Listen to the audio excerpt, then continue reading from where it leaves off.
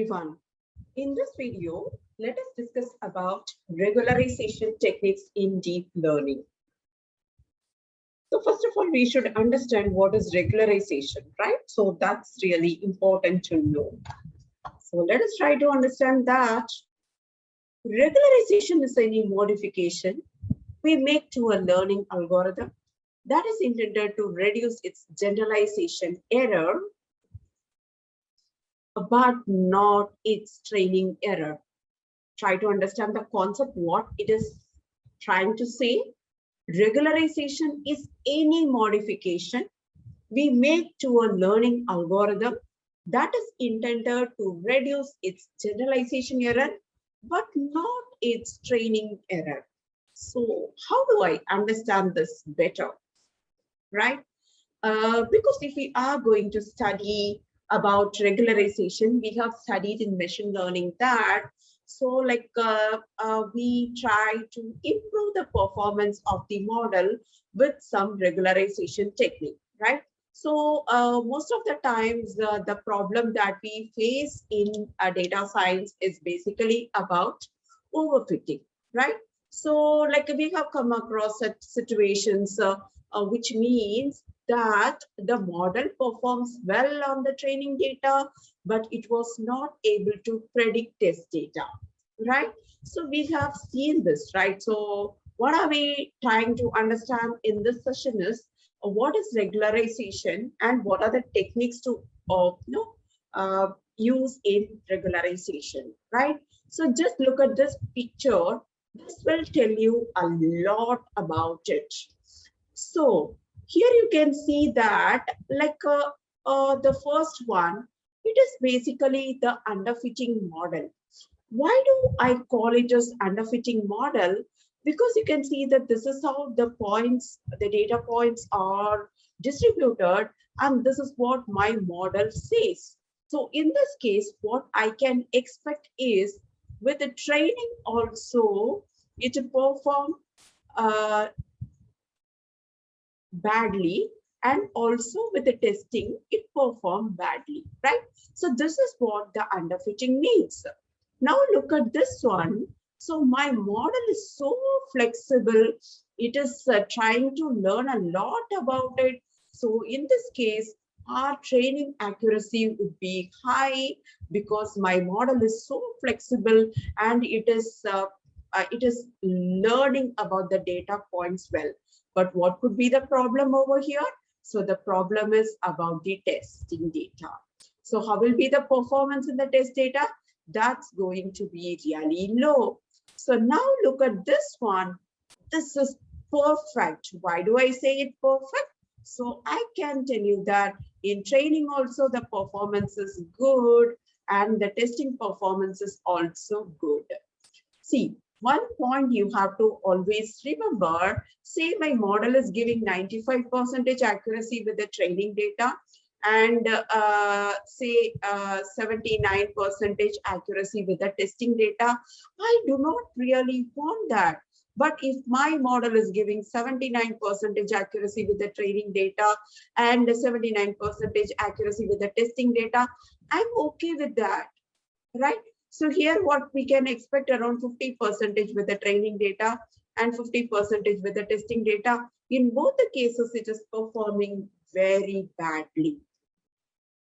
Clear, right? So this is what we can understand about basically the underfitting model, overfitting model, and the generalized model, right?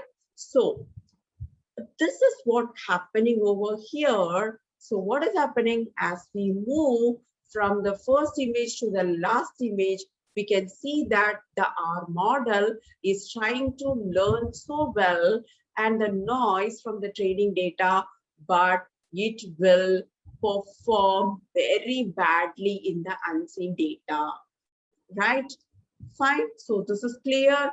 Otherwise, I can say that the complexity of the model increases such that the training error reduces, but the testing error doesn't.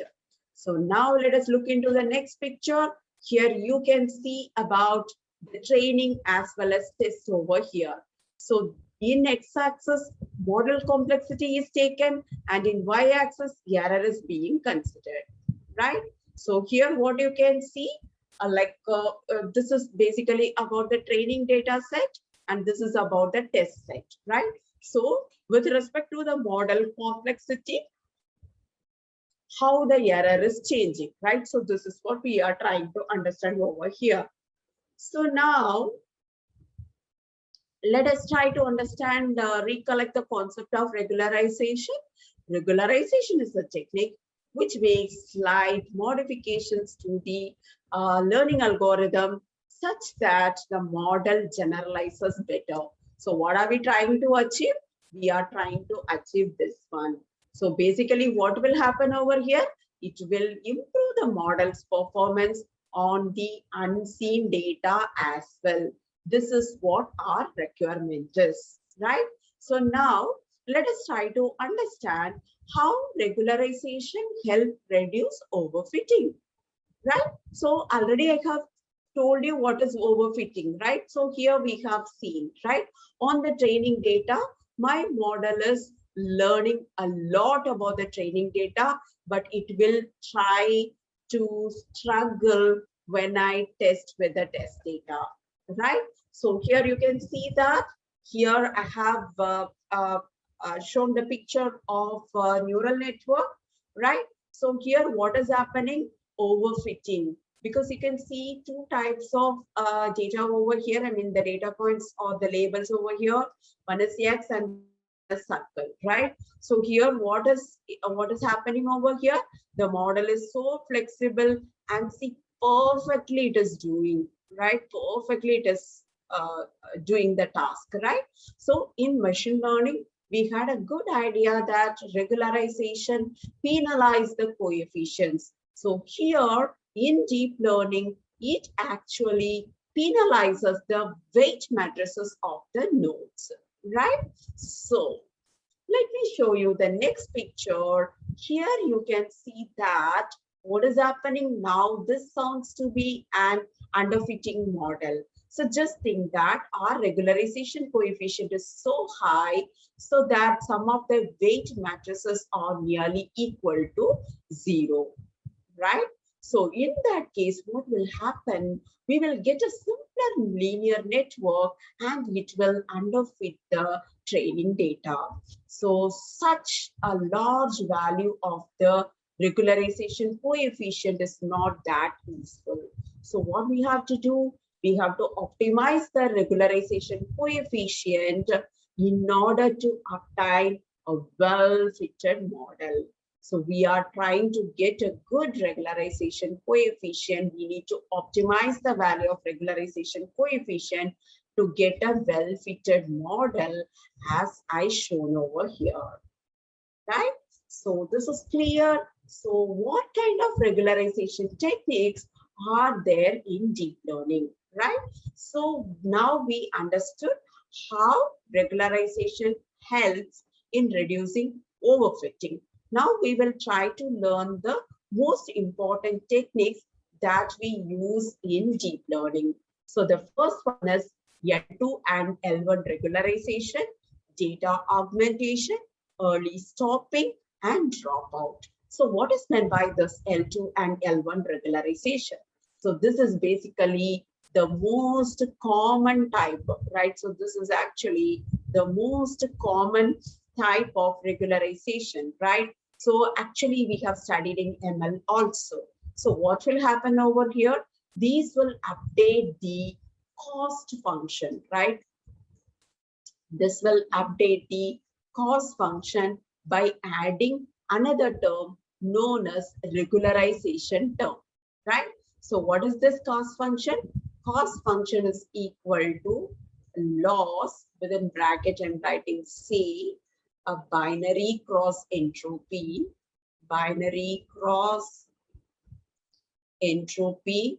so it could be anything, okay? It is not necessary that it should be binary cross entropy. So just I'm writing an example over here, plus regularization term. So when I add this regularization term, the values of the weight matrices decrease because it assumes that the neural network with the smaller weight matrices leads to simpler models. So it will reduce overfitting to quite an extent, right? So here the regularization term differs in L1 and L2, right? So in L2, so let me write the cost function now, right? So cost function is equal to loss plus lambda by 2m into, right? So here what is meant by lambda? Lambda is regularization parameter, right? So this is basically the hyperparameter which can be optimized to get good result. So L2 regularization can also be called as weight decay. Why we call it as weight decay? Because it forces the weight to decay towards zero, but not exactly zero, right? So actually in this, we penalize the absolute values of the weights, right? So unlike L2, the weights may be reduced to zero here. So it is very useful when we are trying to compress our model. Otherwise, we usually prefer L2 over it, right? So here we have seen, okay, so let me tell you about L1 also. Then we will have a comparison. Okay, so this is about L2 and let me write about L1. In L1, how does the cost function change? This will be equal to loss plus lambda by 2m into summation, right? So let me repeat the point over here. In L2, lambda is the regularization parameter. It is optimized for better result, and this is called as weight decay because it forces the weights to decay towards zero. But here in L1, what is the cost function? Loss plus lambda by 2m into summation this, right? So here we penalize the absolute value of the weight, right? So it is not like L2. The weights may be reduced to zero, right? So it is very useful when we are trying to compress our model. So otherwise, we usually prefer L2 over it, right? So hope this is clear to you, right? So how do we write code for this L2 and L1 regularization? So basically from Keras import regularizers, right? And then in the model, we will be adding like a kernel regularizer. There, if you want to add L2, you can write dot L2 and you can specify the learning rate over there, right? So the next one is about data augmentation. So let us discuss about data augmentation. This is the simplest way to reduce overfitting because the simplest way to reduce overfitting is to increase the size of the training data, right? So in machine learning, we are not able to increase the size of the training data because the labeled data was too costly, right? So what we will be dealing with the images, whenever we deal with the images, what we do is we increase the size of the training data. So let me clear this first. So here, what do we do? We try to increase the size of the training data, right? So it could be rotating the images or flipping the images, scaling the images, shifting the images, right? So this is what we will be doing, right? So this technique is actually called as data augmentation. So here, this provides a big leap in improving the accuracy of the model, right? So here, how do we write the code? From keras.preprocessing dot image import image data generator. Why I am saying this? Because if I'm handling with the images, this is what I do. And then I'll be writing like whether I have to go ahead with the horizontal flip or whatever technique I want to do, that I can add it in the image data generator, right? So this is about data augmentation. So the next one is about early stopping. This is also a kind of cross-validation strategy. Here, what we do is we keep one part of the training set as the validation set. Okay. So when we say cross-validation, so one part we keep it for the validation set. So what we do over here, when we see the performance on the validation set is getting worse, we immediately stop the training on the model, right? So this is basically called as early stopping. So let me show you the image so that right? So you can look at this image. So here you can see that we will be, stop the training at this dotted line, because after that our model will start overfitting, right?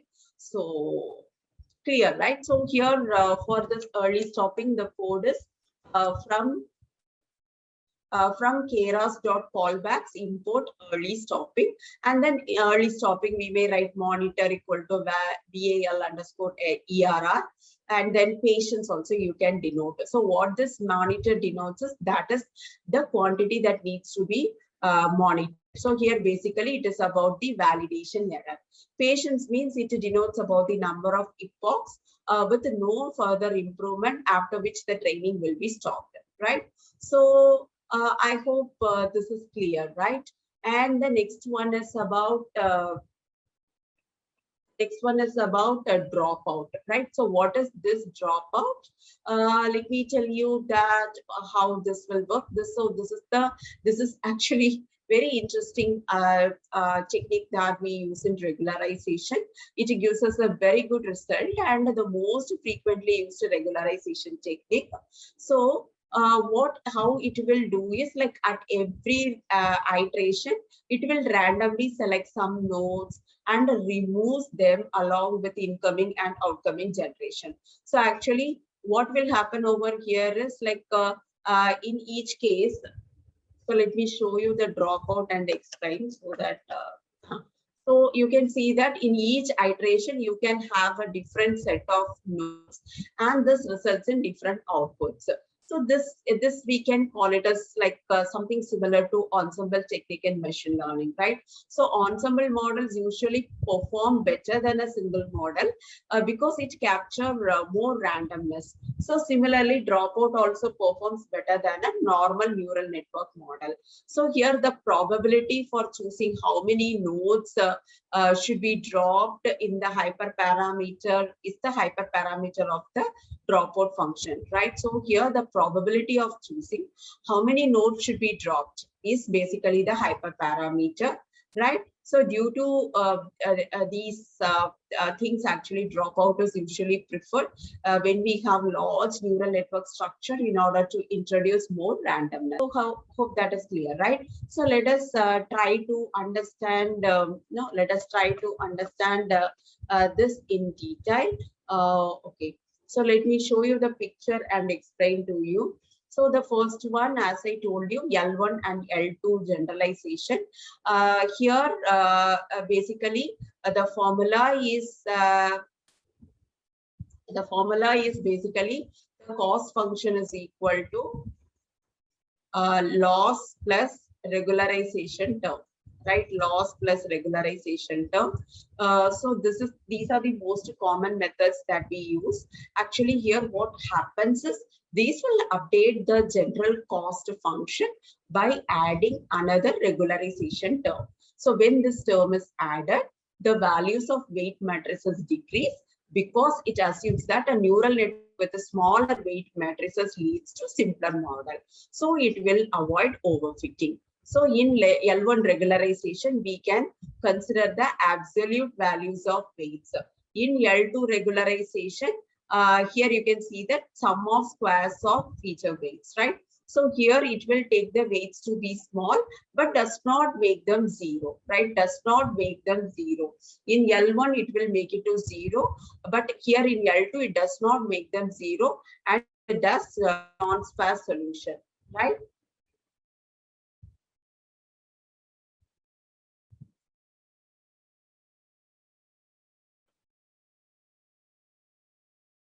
The next one is about data augmentation. Actually, this is being used in computer vision widely because we try to improve the size of the data. So the testing accuracy should not be affected by changing position of the object or its size, right? So here, basically, we try to do some transformations of the images. So if there are large number of training patterns available, then we can go ahead with some neural network model that can learn the invariance approximately. But here it includes with the training data set a large number of examples of the effects of various transformations. So for translation in variance in an image, the training set should include examples of object at different positions. That is what you can see over here, right? So you can see different positions. This is basically called as data augmentation. So it helps to increase the training data set. So there are also a few ways of increasing the size of the training data. So we can also do flipping or scaling. In flipping itself, we can do horizontal flipping or vertical flipping. We can do shifting, all these kind of techniques we can do, right? So the next one is about early stopping. So on testing the data set, if the loss begins to increase and accuracy begins to decrease, then the model starts to perform, right? So at this level, the model have the low variance and it can generalize the data well. So training the model further would increase the variance and lead to overfitting. In that case, particularly, we try to stop it earlier. That is why it is called as early stopping, right? So when we test it, if the loss begins to increase and accuracy decrease, the model stops to perform. So we may get low variance. So that's the reason we go ahead with the early stopping, right? And the next one is about the dropout. So here, this already I have explained about it. This is the most common and most used technique in the deep learning because of the good performance, and also it reduces overfitting. So here you can see that some nodes are being removed, right? So at each iteration, the different sets of nodes gets removed and we get different outputs so that the model stops from overlearning. This is actually preferred when we have large neural network in order to introduce more randomness, and it is also helpful to stop overfitting, right? So in this video, we had a very good discussion regarding regularization in deep learning. Hope it is very clear to you. Thank you.